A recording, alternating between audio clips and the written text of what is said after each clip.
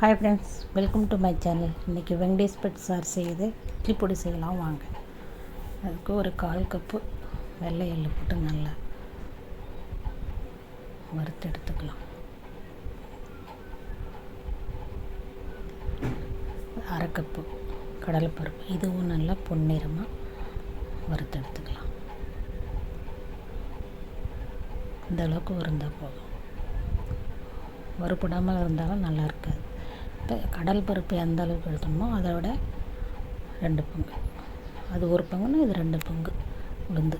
கருப்பு உளுந்து இருந்தால் சேர்த்துக்கோங்க. நான் வெள்ளை உளுந்து சேர்த்துருக்கேன். அதையும் நல்லா பொன்னிறமாக வறுத்து எடுத்துக்கலாம். கரு விடாமல் வறுத்து எடுத்துக்கலாம்.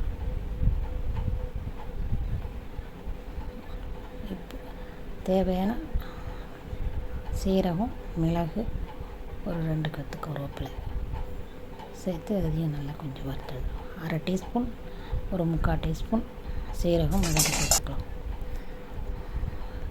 கொஞ்சம் எண்ணெய் சேர்த்து பெருங்காயம், ஆனால் வெறும் வாணலியில் பெருங்காயம் பொரிஞ்சு வராது. கொஞ்சம் ஆயில் சேர்த்து அதையும் வறுத்து எடுத்துக்கலாம். இப்போ காரத்துக்கு கொஞ்சம் நல்லா காரமாக இருந்தால் தான் இட்லி பொடி நல்லாயிருக்கும். நான் இந்த அளவுக்கு மிளகா சேர்த்துருக்கேன். நல்லா வறுத்தெடுத்து தேவையான உப்பு சேர்த்து அரைச்சா சூப்பரான இட்லி பொடி ரெடி.